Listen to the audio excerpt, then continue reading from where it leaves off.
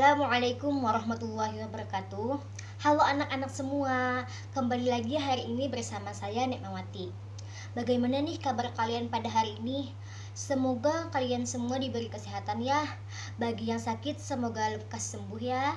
Sebelum kita memulai pembelajaran, alangkah baiknya kita berdoa terlebih dahulu. Berdoa dimulai. Berdoa selesai.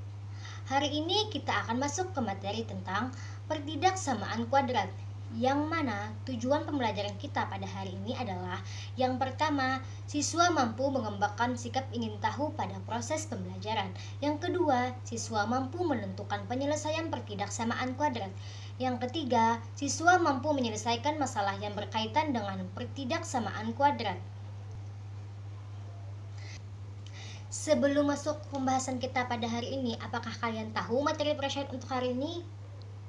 Ya, benar. Materi prasyarat untuk hari ini adalah persamaan kuadrat, yang mana materi itu sudah kalian pelajari minggu kemarin. Langsung saja ya kita masuk pembahasan.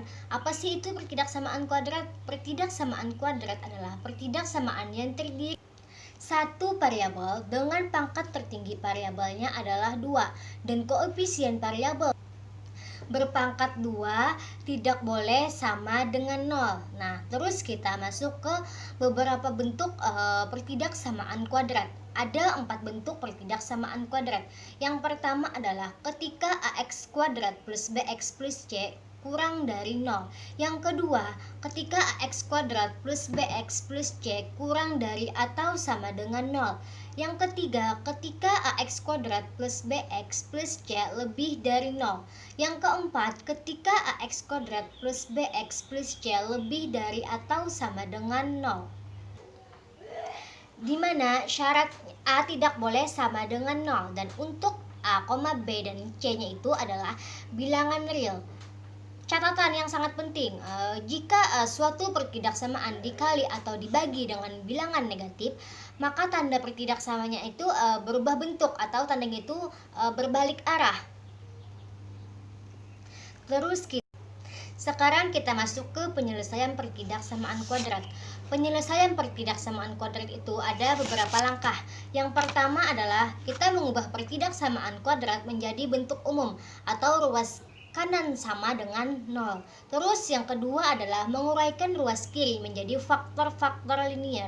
Yang ketiga, menentukan harga-harga nolnya atau nilai pembuat nol fungsi. Yang keempat, meletakkan harga-harga nol pada garis bilangan, lalu menentukan tanda yang positif dan tanda yang negatif pada setiap selang atau interval yang terbentuk. Terus yang kelima adalah penyelesaian pertidaksamaan diperoleh berdasarkan tanda selang atau interval pada garis bilangan. Yang pertama, jika tanda ketidaksamaan lebih dari atau sama dengan atau juga lebih dari, maka penyelesaian pada selang interval atau interval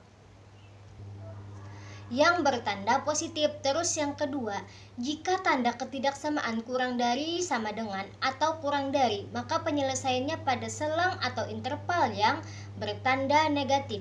Kita masuk ke contoh soal, misalkan diberikan pertidaksamaan 2x kuadrat dikurang 5x lebih dari 3. Nah, sesuai dengan langkah-langkah penyelesaian pertidaksamaan kuadrat, maka yang pertama adalah tadi kita harus pertidaksamaan itu diubah menjadi bentuk umum, yaitu di mana pertidaksamaan tadi kan 2x kuadrat dikurang 5x lebih dari 3.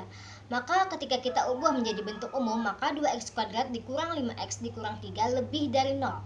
Terus yang kedua adalah ruas kiri kita faktorkan. Nah, dari persamaan menjadi bentuk umum tadi kan menjadi 2x kuadrat dikurang 5x kurang 3 lebih dari 0.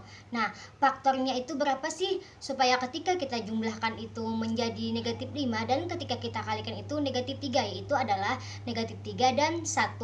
Maka faktornya adalah x dikurang 3 dikali dengan 2x plus 1. Terus kita masuk yang cara atau langkah yang ketiga, yaitu menentukan harga-harga nolnya.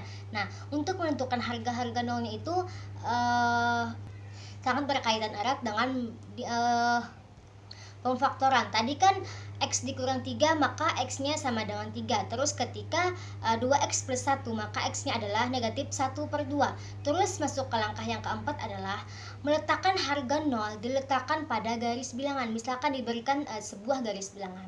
Kita letakkan 3 berada di posisi kanan dan negatif setengah berada di posisi kiri atau sesuai urutannya. Nah, terus jika pertidaksamaan membuat lebih dari atau sama dengan, maka bulatannya itu penuh atau intervalnya bulatan penuh atau tertutup. Nah, jika pertidaksamaan membuat kurang dari atau lebih dari saja, maka bulatannya itu tidak penuh. Nah, di sana kan persamaan 2x kuadrat dikurang 5x dikurang 3 lebih dari 0 itu tandanya adalah selangnya itu terbuka atau tidak menggunakan tanda sama dengan. Maka itu bulatannya adalah tidak penuh.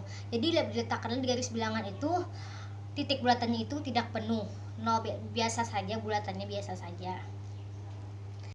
Terus langkah yang kelima adalah menentukan penyelesaian berdasarkan tanda. Nah, cara mudah untuk menguji tanda setiap bilangan itu dengan cara kita tentukan daerah mana yang sebelah kanan. Nah, terus kita lihat koefisien masing-masing. Nah, kan tadi tuh pemfaktorannya itu adalah X dikurang 1 dan 2X plus 1. Kita lihat lagi koefisien dari pemfaktoran di atas tadi. Nah, koefisien dari X kan 1, terus koefisien dari yang di sebelahnya tadi kan 2. Jadi ketika positif dikali positif, maka positif berarti daerah kanan itu bernilai positif. Terus lawannya positif adalah atau secara bergiliran adalah terus positif, negatif, dan positif. Nah, setelah tahu positif, maka kita akan terus setelah kita mendapatkan tanda-tandanya tadi, nah yang ingin kita carikan lebih dari 0, maka interval yang bertanda positif adalah penyelesaiannya. Yang bertanda positif adalah 3 ke sebelah kanan dan negatif setengah ke sebelah kiri, dan itulah penyelesaiannya. Jadi penyelesaian dari pertidaksamaan 2x kuadrat dikurang 5x kurang dari 3 lebih dari 0 adalah X kurang dari negatif setengah atau X lebih dari 3. Dari contoh yang Ibu jelaskan tadi, apakah kalian paham? Jika merasa kurang paham, bisa tanyakan ya kepada Ibu, jangan malu untuk bertanya ya anak-anak. Terus perhatikan permasalahan berikut ini. Suatu kolam renang berbentuk persegi panjang akan dibuat dengan kelilingnya adalah 30 meter. Jika luas kolam renang paling sedikit adalah 50 meter kuadrat, maka tentukanlah interval panjang kolam renang dalam bentuk meter yang memenuhi syarat tersebut. Nah, cara menyelesaikannya itu kita menggunakan pertidaksamaan kuadrat. Kita misalkan panjang dan lebar kolam renang adalah X dan Y, maka keliling kolam renang adalah seperti yang kita tahu. Keliling tadi kan berbentuk persegi panjang. Kalau keliling persegi panjang, rumusnya adalah 2 dikali panjang dikali dengan 2 kali lebar. Atau dapat kita keluarkan menjadi 2 kali panjang tambah lebar. Terus kan tadi panjangnya kita misalkan dengan X dan lebarnya kita misalkan dengan Y. Kita masukkan ke rumus, dimana keliling sama dengan 2 dikali X ditambah Y sama dengan 30. Terus 2 dikali X plus Y sama dengan 30. Duanya kita pindah ke sebelah kanan menjadi bagi, maka 30 dibagi 2 hasilnya adalah 15. Terus Y sama dengan 15 dikurang X. Yang ingin kita carikan adalah luas kolam renang. Rumus luas kolam renang itu kan sama dengan rumus luas persegi panjang, yaitu luasnya adalah panjang dikali lebar. Terus kan panjangnya adalah sebagai X, dan Y-nya tadi kita sudah dapatkan dari keliling, yaitu Y-nya adalah hasilnya 15 dikurang X.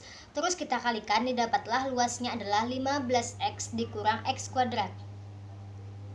Nah, dari soal tadi kan telah ditentukan bahwa luas kolam renang paling sedikit adalah 50 meter kuadrat. Nah, hal ini berarti luasnya lebih dari atau sama dengan 50. Sehingga 15X dikurang X kuadrat lebih dari atau sama dengan 50. Terus kita ubah ke dalam bentuk umumnya, yaitu 15x dikurang x kuadrat dikurang 50 lebih dari atau sama dengan 0. Terus kita faktorkan dan didapatlah hasil faktornya adalah x dikurang 5 dikali dengan x dikurang 10 kurang dari atau sama dengan 0. Kenapa jadi kurang dari atau sama dengan 0? Karena kan nilai x kuadratnya itu adalah negatif. Terus ketika dikalikan dengan negatif juga, maka tandanya itu berubah tanda sesuai dengan catatan yang telah Ibu jelaskan sebelumnya. Maka dapatlah hasilnya x sama dengan 5 dan x sama dengan 10. Terus kita meletakkan harga nolnya. Nah, dikarenakan tadi kan tandanya kurang dari atau sama dengan 0, maka bulatannya adalah penuh dan dibuatlah garis bilangan, dan 10 berada di sebelah kanan dan 5 berada di sebelah kiri. Terus untuk mencari tanda-tandanya itu kita lihat dulu daerah sebelah kanan. Kita lihat lagi pemfaktorannya tadi kan x dikurang 5 dikali dengan x dikurang 10. Nah, koefisien masing-masing itu kan positif. Ketika positif dikali positif, maka hasilnya adalah positif. Dah kita dapat hasilnya positif. Terus yang ingin kita carikan kurang dari atau sama dengan 0, maka interval yang kita ambil adalah bertanda negatif dan penyelesaiannya adalah yang bertanda negatif. Jadi gambarnya bisa dilihat seperti ini, yaitu penyelesaiannya 10 ke arah kiri dan 5 ke arah kanan, dan di tengah-tengah lah penyelesaiannya. Maka penyelesaian dari pertidaksamaan x kuadrat dikurang 5x plus 50 kurang dari atau sama dengan 0 adalah 5 kurang dari atau sama dengan x kurang dari atau sama dengan 10. Dengan demikian, interval atau batas kolam renang adalah mulai dari 5 meter sampai dengan 10 meter. Nah, dari permasalahan tadi apakah kalian sudah paham? Semoga kalian paham ya. Kesimpulan pembelajaran kita pada hari ini adalah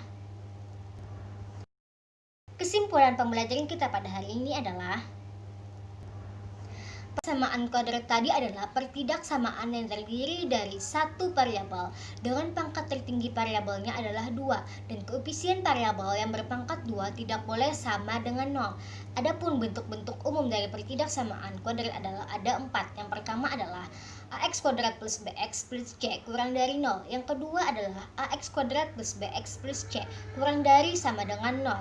Yang ketiga adalah ax kuadrat plus bx plus c lebih dari 0. Yang keempat adalah ax kuadrat plus bx plus c lebih dari atau sama dengan 0. Terus penyelesaian pertidaksamaan kuadrat itu ada beberapa langkah.